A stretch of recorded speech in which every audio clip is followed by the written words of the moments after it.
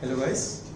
So this lecture will be in continuation of last one जो हम कर रहे थे और हमने शुरू करा था chapter 5 genetics and we started with the basic terminologies. तो हमने बेसिक टर्मिनोलॉजीज डिस्कस कर ली है, ठीक है।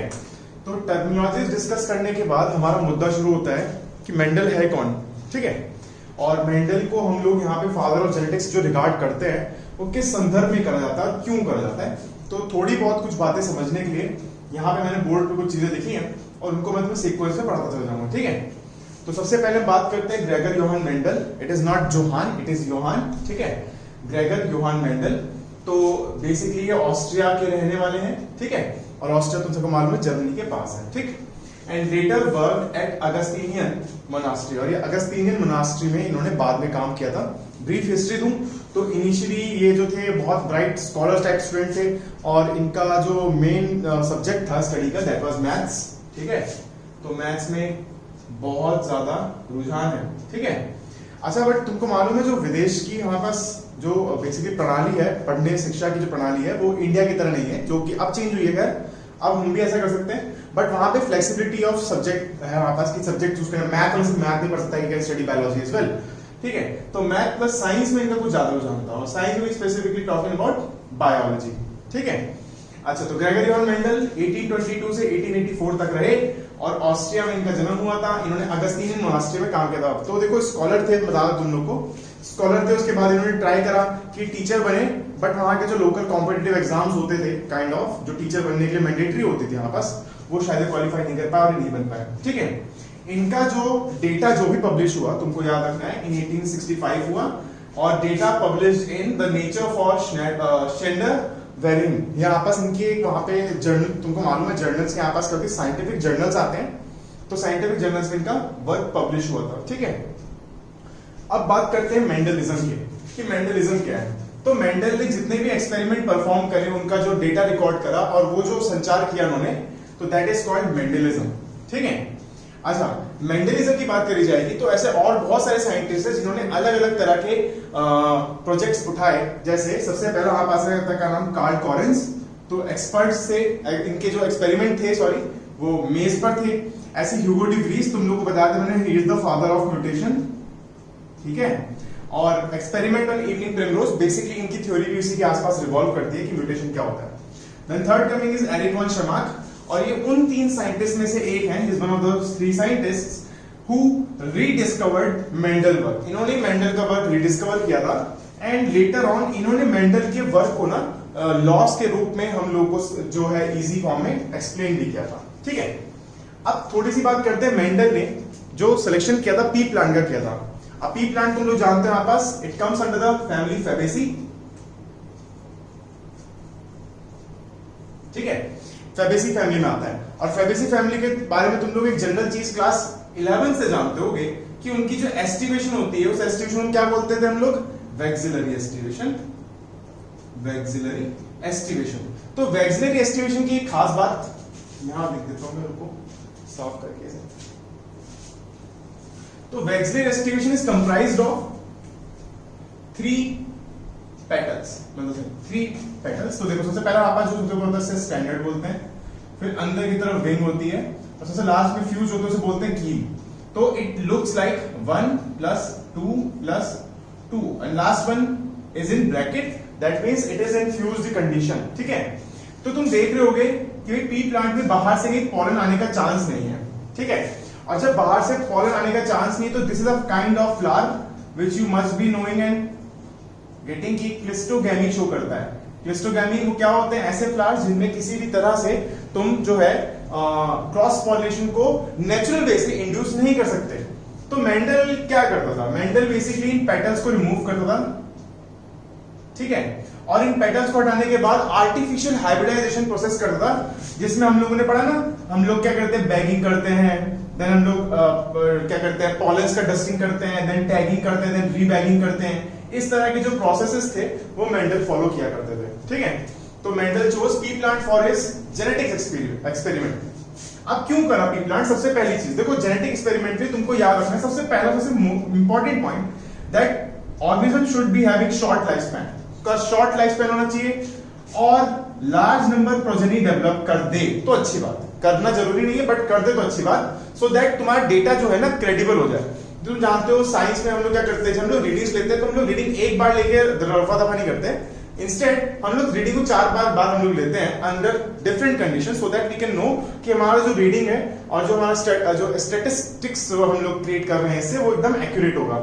शॉर्ट लाइफ स्पैन में क्या फायदा होगा कि तुम लोग उसको ओवर द पीरियड टाइम तुम उसको क्या कर पाओगे, बार बार रिपीट करके देख पाओगे उसकी क्रेडिबिलिटी क्या है। इसके साथ साथ शॉर्ट लाइफ स्पैन का एक फायदा ये भी है कि तुम उसकी प्रोजेनीज को ऑब्जर्व कर सकते हो। Humans for this very reason are not very suitable for genetics experiment, because human की लाइफ स्पैन बहुत बड़ी है। सोचो अगर मैं ही एक एक्सपेरिमेंट कर लेता हूं किसी इंसान पर, तो आज मैं किसी एक्सपेरिमेंट कर रहा हूं इंसान पे, वो बड़ा हो रहा है क्योंकि मेरे को छोटे से लेना पड़ेगा, बड़ा हो रहा है, उसके बाद वो शादी की उम्र में आएगा, फिर शादी वादी होगी, उसके बच्चे होंगे, फिर उसकी करेक्टर देख तो भैया मैं निकल जाऊंगा, ठीक है। तो short life span. Second is it is self pollinating, hence it is pure breeding. देखो जब कोई प्लांट सेल्फ पॉलिनेटिंग होता है तो उसके कैरेक्टर्स में कभी भी कोई चेंज नहीं आता, बिकॉज कैरेक्टर्स में चेंज लाने के लिए बाहर से हाइब्रिडाइजेशन करानी पड़ेगी, बट वो हाइब्रिडेशन नहीं कर रहा है, वो सेल्फ पॉलिनेट कर रहा है। तो उसका अगर पॉलन अगर बड़ा टी है तो उसका जो ओव्यूल्स के अंदर जो भी सिस्टम पाया जाएगा वो भी बड़ा टी ही होगा, वो इन एनी केस छोटा टी नहीं हो सकता। तो ऐसे में क्या होगा, जब भी प्रोजेनी बनेगी it will be the same, ये आगे क्या भी बनाएगा वो भी सेम, ऐसे चलता चला जाएगा आपके पास। तो सिस्टम जो आपके पास है यहाँ पे क्या बोलेंगे हम लोग कि ये प्योर ब्रीडिंग फॉर्म करते हैं because of self pollination. But you must be knowing कि cross pollination can be done easily with this method that we have discussed, that is called artificial hybridization, ठीक है।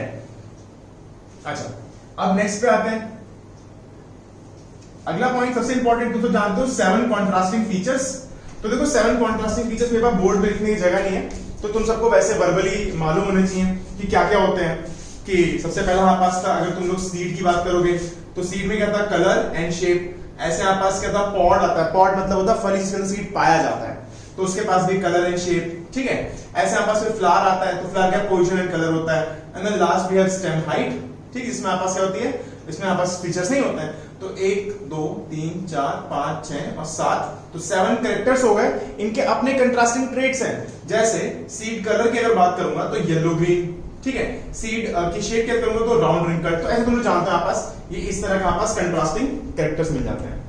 अब यहाँ पे क्या लिखा है कि रीजंस फॉर ए सक्सेस, कि मेंडल को पी प्लांट सेलेक्ट करने के बाद सक्सेस क्यों मिली। तो आधे पॉइंट तो यहीं से क्लियर है तुम लोग को, आधे थोड़े बताते हैं कि ही used stats for the data recording, कि डेटा रिकॉर्ड करने के लिए उसने स्टैट्स का इस्तेमाल करा। स्टैट्स मतलब मीन मीडियन मोड, जो तुम लोग जानते हो, ठीक है। इसके अलावा chi square test, T test, students test, बहुत सारे तरह के टेस्ट होते हैं जो मेंडल ने डेवलप किए थे। इनफैक्ट मेरे एमएससी में खुद मैंने किए थे, बहुत ज्यादा ही पीड़ादेह होते हैं ये टेस्ट, क्योंकि मैथमेटिक्स बहुत ज्यादा इन्वॉल्व होती है इसमें, ठीक है। फॉर्मूला लगाते जाओ and these test are not very easy to be done, ठीक है। देन है perfect quantitative and qualitative analysis. देखो क्वांटिटी एंड क्वालिटी को बहुत ही परख के मेंडल ने एनालिसिस दिया था, कि ऊपर से नहीं कि भाई हाँ ठीक है इतना ऐसे होगा, एक आ गया तो इसको, वो एक एक सीट को सेपरेटली करता स्टडी करता, एंड बहुत टीडियस टास्क था। अच्छा एक पॉइंट में तुमको यहां लिखता हूं मगर तुमको क्लियर अभी नहीं हो पाएगा एकदम से, मैं लिख के छोड़ दे रहा हूं, जब ये टॉपिक हम लोग पढ़ेंगे ना तो मैं तो समझाऊंगा कि पी प्लांट में कोई लिंकेज नहीं थी, no linkage. This was what I am writing here, no linkage. ये मगर तुम्हें ये टॉपिक बाद में अच्छा समझ में आएगा, खैर। बट तुमको मालूम होगा कि मेंडल ने 1865 में अपने जब जर्नल में सारा वर्क पब्लिश करा ऑन थ्योरी ऑफ इनहेरिटेंस, उनको वहां पर ड्यू रिकॉग्निशन नहीं मिलता है। अब ड्यू रिकॉग्निशन क्यों नहीं मिलता है तो तुम लोग अभी से समझ लो। वैसे तो ये टॉपिक इस पूरे सिस्टम के बाद होना चाहिए था जब मैं तुम्हें प्रोसेस समझा दूं, but then again you must be knowing कि उस टाइम पे तुम लोग जानते हो we are talking about 1865 and communication was not that easy. इतना आसान नहीं है लोगों से कम्युनिकेट करना, there were no telephonic lines और इतने, और वेब भी नहीं था, इंटरनेट नहीं था, तो कम्युनिकेशन बहुत टफ पड़ता है। लेट्स से अगर मैं यहाँ पे ये काम कर रहा हूं और दूसरा बंदा यहाँ पे ये काम कर रहा है, ठीक है। लेट्स से 50% मैंने अचीव कर लिया है एंड अदर हाफ 50% इसने अचीव कर लिया है, बट हम लोग कभी दूसरे कांटेक्ट में नहीं आ पा रहे हैं for some reasons, let's say communication for this time, ठीक है।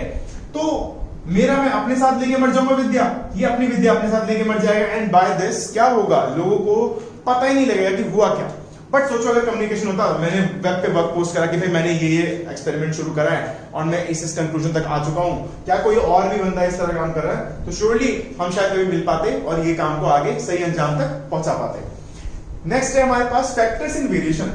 देखो मेंडल के तुम लोग अभी मैं तुमको जो लॉस पढ़ाऊंगा तो मेंडल ये कहते थे जो फैक्टर्स हैं वो पेयर्ड होते हैं और वो प्योर होते हैं। देखो मेंडल की बात बिल्कुल सही थी, अभी तुम्हें समझाऊंगा जब मैं आगे, मेंडल की बात बिल्कुल सही है, बट उस टाइम के लोगों को ना तो फैक्टर्स का कोई फिजिकल प्रूफ था, फोर्थ पॉइंट तुम देख पा रहे हो, ना ही वो ये समझ पा रहे थे कि वेरिएशंस क्यों हो रहे हैं। इफ मेंडल इज सेइंग कि they are pure, they are completely segregating, then how come these variations are occurring? उन लोगों को नॉलेज नहीं थी इस चीज की, वो बात की बात है, वो समझाएंगे तुम्हें इस चैप्टर में, तुमको धीमे धीमे अनफोल्ड होता चला जाएगा। Then mathematical approach in biology, this you must be knowing कि भाई बायोलॉजी में मैथ्स देखते ही तुम्हारे एकदम प्राण फूल जाएंगे, ठीक है। दो बायोलॉजी की मैथ्स एट तुम्हारा जो ये secondary level, it is very easy, you can do it very easily, but जैसे आगे बढ़ोगे तुम लोग को मालूम पड़ जाएगा।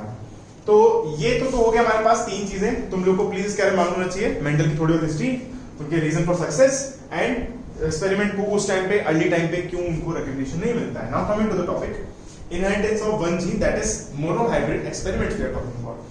देखो मोनोहाइब्रिड एक्सपेरिमेंट नाम से पता चल रहा है, मोनो मतलब सिंगल, हाइब्रिड मतलब mixing, experiments that is a series of experiments we are talking about. तो फर्स्ट एक्सपेरिमेंट में मेंडल ने क्या किया, देखो तुम लोग बुक जरूर से रीड करना इसके लिए, ठीक है, मैं तुमको ब्रीफ कर रहा हूं, यहाँ पे बुक रीडिंग करोगे, it will help and supplement your knowledge. तो crossing was done between pure breeding homozygous stock. तो प्योर ब्रीडिंग होमोजाइगस स्टॉक कुछ इस तरह से दिखाई देगा, पेरेंटल स्टेज में डिप्लॉयड होते हैं, तुमको मालूम है पेरेंट्स आर डिप्लॉयड, ठीक है, दे आर डिप्लॉयड। तो बड़ा टी और बड़ा T for tall we are taking, and with pure breeding homozygous dwarf plant, तो डॉफ में छोटा टी हम लोग ले लेंगे, ये भी डिप्लॉयड है। इनसे जब गैमीट्स बनेंगे तो वो हाफ हाफ बनेंगे, क्योंकि gametes are of n number, तो ये हाफ हाफ बन गए, ठीक है। And what we are taking here is a Punnett square, तो यहां पे मैं पनेट स्क्वायर ले रहा हूं। पनेट स्क्वायर की छोटी सी बात, ये एक साइंटिस्ट थे Reginald C Punnett, Reginald C Punnett, उनके द्वारा एक चेकर्ड बॉक्स मेथड डेवलप करा गया था। बहुत सारे मेथड है, फोकलैंड मेथड है, ठीक है, और जो एक्चुअल तुम लोग जो क्लासिक मेथड देखते हो हमारे पास बहुत सारे हैं, but this is the most convenient way to do the process, ठीक है। तो यहाँ पे तुम क्या देख रहे हो हमारे पास कि एक तरफ हमारे पास हमने मेल के लिख दिया, let's say this is a male and this is the female one, तो ऐसे करके लिखते हैं। बट राइटिंग में तुम लोग हमेशा याद रखना कि तुम लोग का पॉइंट ऑफ प्रेफरेंस या रेफरेंस तुम जहां से भी लो, लेट्स से मैं अगर यहां से रीड कर रहा हूं तो छोटा टी बड़ा टी, ये छोटा टी बड़ा टी, ये छोटा टी बड़ा, ऐसे कर रहे हैं cross, but never write recessive one before the dominant one, ठीक है। तो रिसेसिव को पीछे रखना है, तो देखो ये रहा हमारे पास, तो बड़ा टी छोटा टी बड़ा टी छोटा टी सारे से बन गए। अब यहां पे क्या मिला, ऑल वर टॉल, सारे टॉल थे।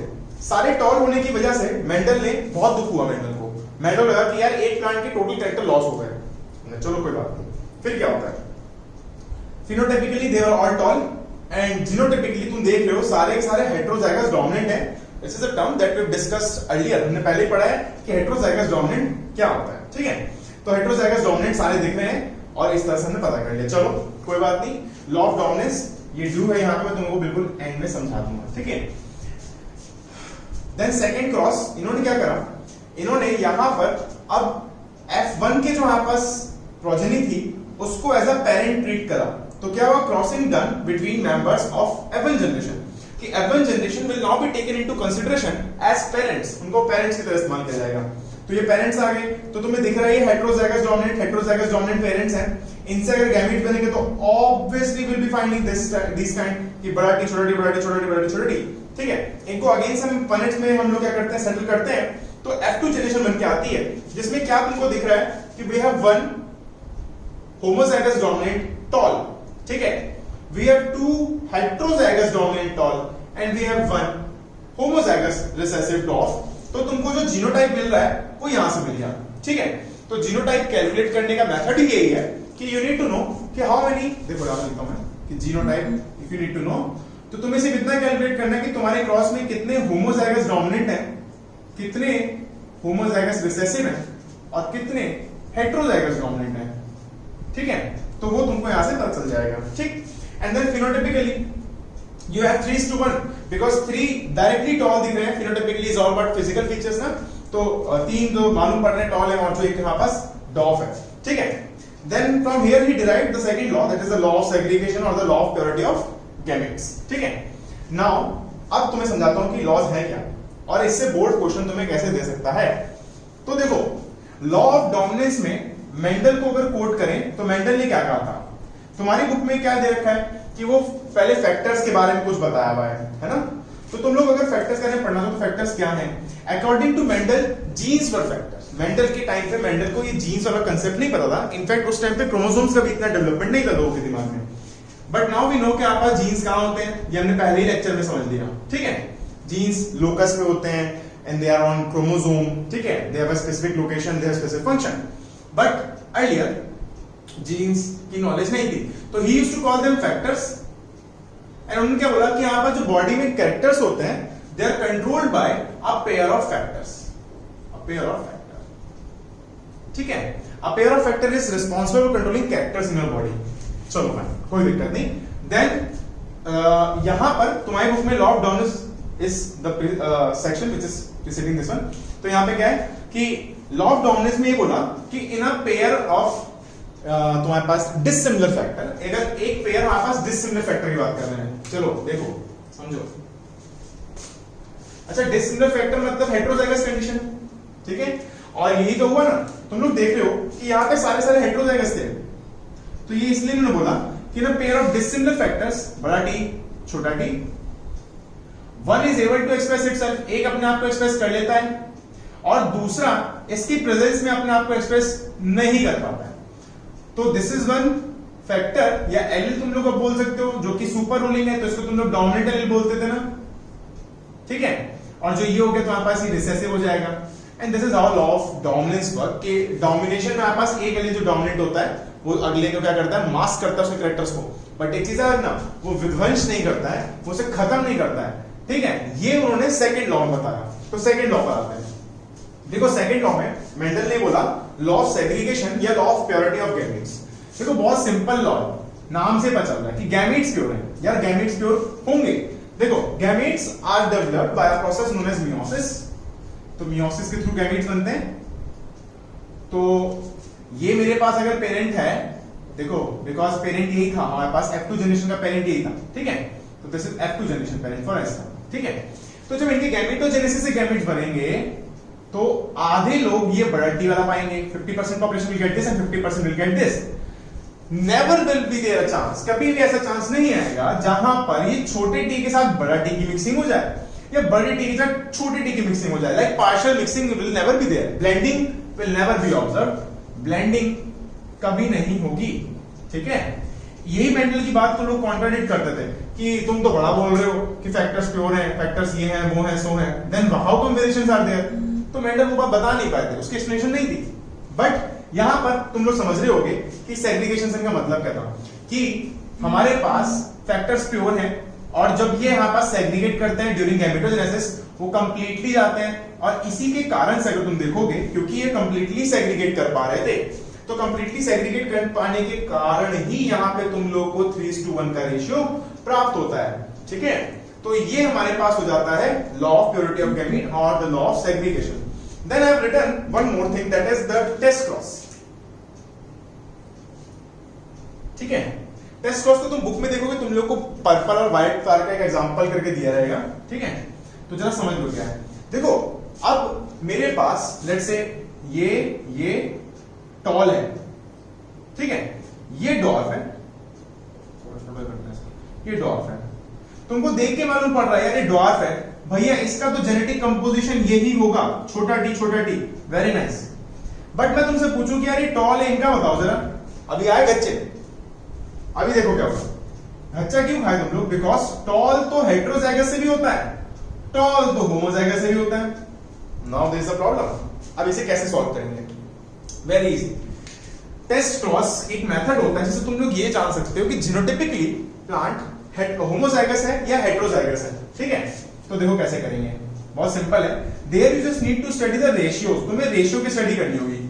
तो अगर लेट्स से मैं ग्रीन पेन से बना के दिखा रहा हूं तुम्हें, एक क्रॉस यहां पे, एक क्रॉस यहां पे, ठीक है।